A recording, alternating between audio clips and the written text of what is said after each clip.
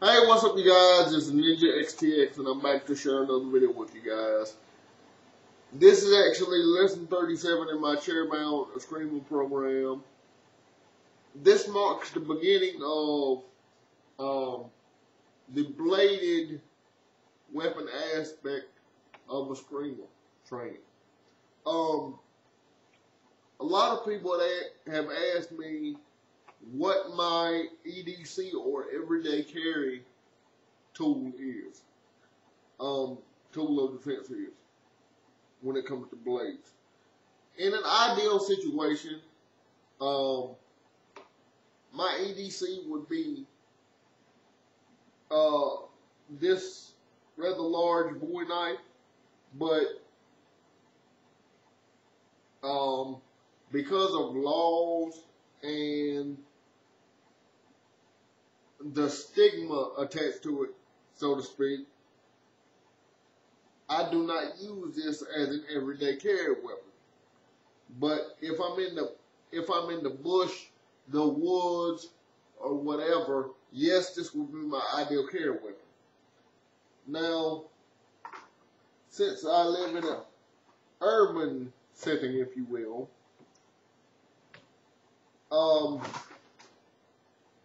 this is my everyday carry weapon, or everyday carry weapon when it comes to a bladed weapon. This is just a regular Coleman camping knife. Now, I like this blade because it's very quick and very fast. But the one drawback to it is, if you're chair bound, is you have to reach in and kind of close the gap between you and your opponent or attacker. So that would make you vulnerable in the attack. Whereas with a large blade, like so, a large blade will extend your reach, and it can also keep your opponent at bay if need be, with minimal damage to you. But there are drills that I do with this small blade, and today I'm going to show you a few drills, or one drill that I want you guys to practice. Now notice, this is a fixed blade, it is not a folder.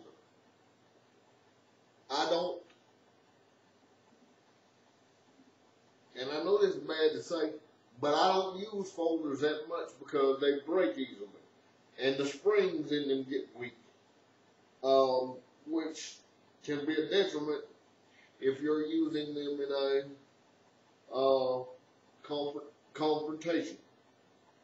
Because if the spring gets weak enough, it won't deploy when you need it. But this is a drill that I'm showing you with a small fixed bladed knife. You come down and you start to do the X pattern. Now keep in mind, with a smaller blade, you keep the movements tight and precise.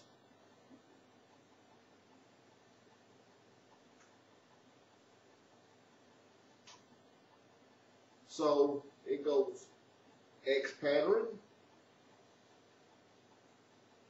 stab, or thrust, turn, thrust again,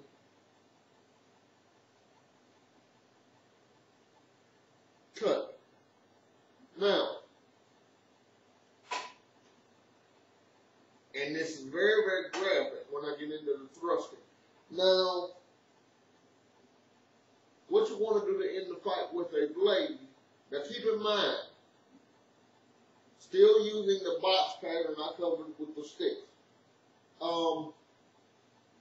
You don't want to overextend yourself and cut the chest when you're using a small blade, because it leaves you vulnerable to attack, even though you've got your empty hand covering the center line. So what you want to do is cover the center line like so, thrust into the groin. That will end the fight immediately, but if it doesn't, thrust into the groin as he comes down, then go into your X pattern. Thrust into the groin, X pattern. Thrust into the groin, X pattern.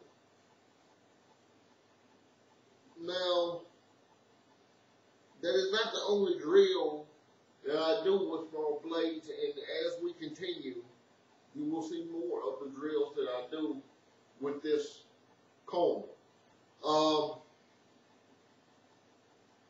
But the drill I want you to focus on this week is today, is very simple. Like I showed you before, and we're going to go through it one more time. Cover the center line. Your bladed hand goes out in front, and you thrust in the groin immediately. As soon as you have an attacker come in, if the attacker is on with a blade, a stick, or whatever, thrust in the groin. As they continue to come towards you, you twist and pull out. And then you go in the X pattern. So, let's go again. It's cover the center line, thrust, twist, pull out, and then X pattern. Once again, that's cover the center line, thrust, twist, pull out, X pattern. Now, you do the X pattern as they start to double over, because if you get stabbed in the groin, you're going to start to double over. Then if the weapon is twisted, you're going to feel an immense amount of pain. You pull out, and then you do the X pattern. But you keep the movements tight and precise.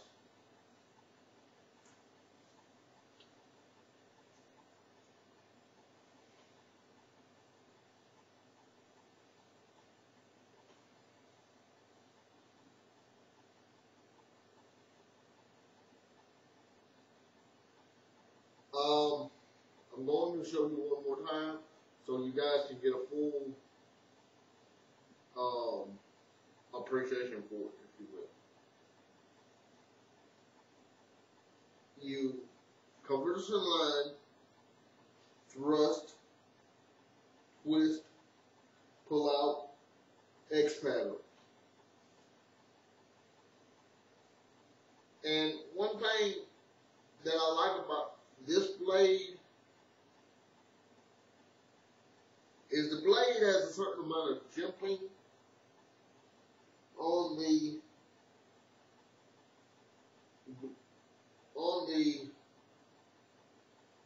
handle toward the start of the blade.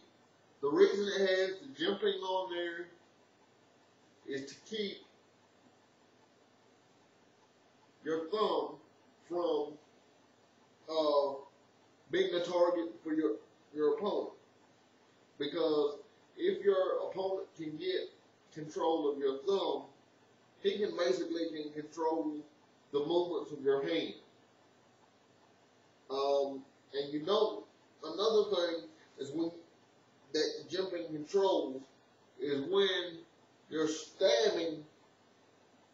If the blade did that jumping